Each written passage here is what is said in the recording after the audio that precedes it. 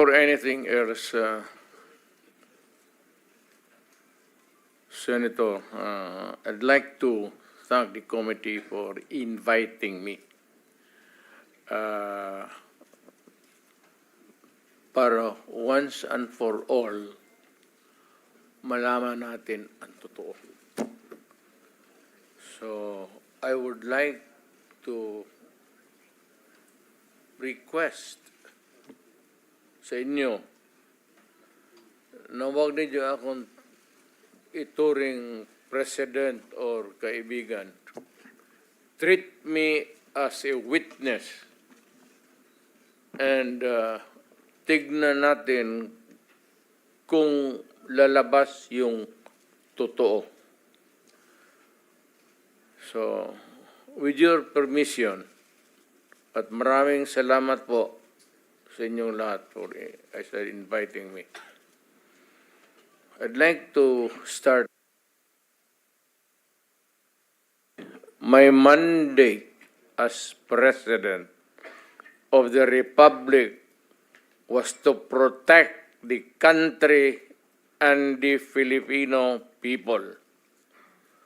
Do not question my policies because I offer no apologies, no excuses. I did what I had to do. And whether you believe it or not, I did it for my country. The war on illegal drugs is not about killing people. It is about protecting the innocent and the defenseless. The war on drugs is about the eradication of illegal substances such as shabu, cocaine, heroin, marijuana, party drugs, and the like, as a menace which ruins people, families, communities, and relationships, and tears apart the social fabric which binds society together in peace, harmony, and brotherhood. It is not unlike slogans which serves as calls for a better future, such as the war on waste, war on corruption, and war against climate change. I have always viewed people addicted to illegal drugs as victims and patients requiring medical help and not as criminals. That is why when the war on drugs slogan came into being,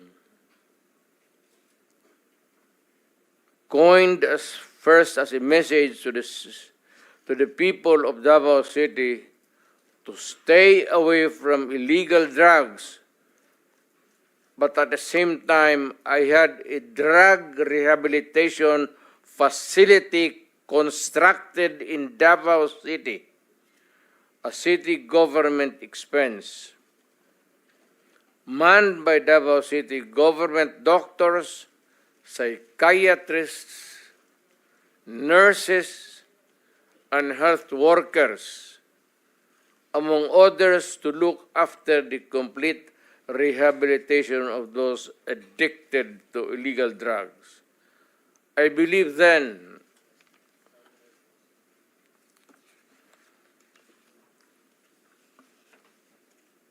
and I still believe now that rehabilitation and not fear of death or incarceration to be the key to the return of the addicted individuals back to the mainstream of a just and forgiving society. But no mistake about it, I hate drugs.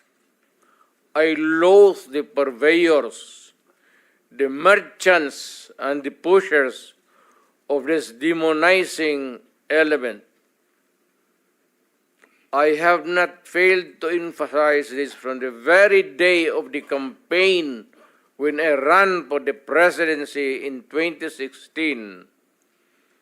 This was my covenant with the Filipinos who believed in me.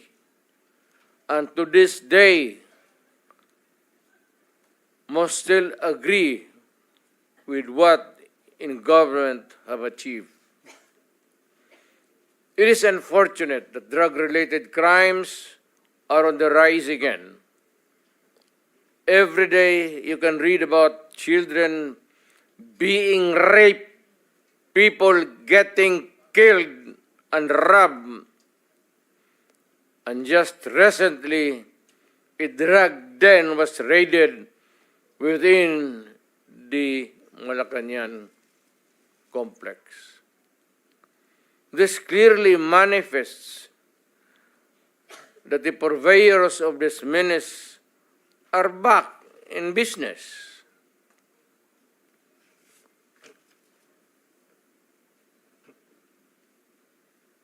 Ano?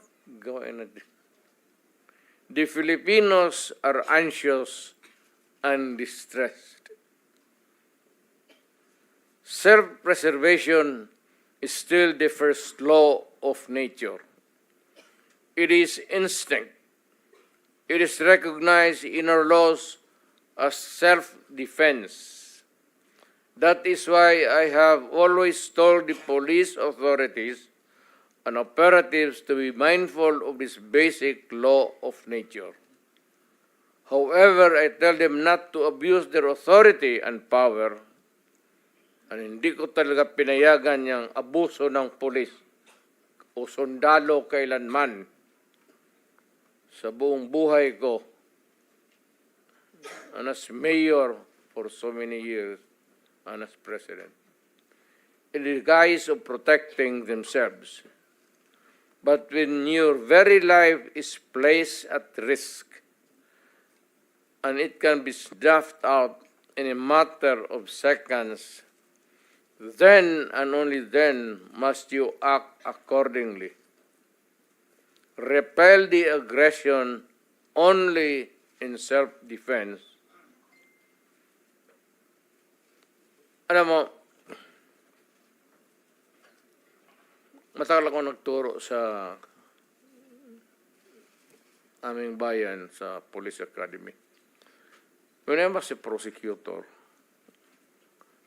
to augment my income noon na bago akong kasal, nagturo ako sa pulis. Ang sinabi ko talaga sa kanila, when you are arresting a criminal, you are not supposed to request him to surrender. Rather, you have to overcome the resistance. However, pag ayaw, it's the duty of the police is to overcome the resistance kung ayaw mag-surrender. At kung may baril, at kung tingin mo, sabi ko sa mga pulis doon sa academy, mamamatay ka, barilin mo. Barilin mo sa ulo. Patayin mo at least one less criminal in the community. Yun ang utos ko when I was a fiscal and I was a professor doon sa Police Academy. Yun ang turo ko sa kanila. No quarters given, no quarters asked. Criminal ito.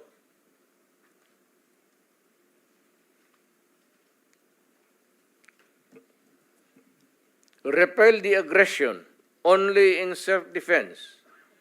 Do not make orphans of your children and widows of your wives. I don't want that in my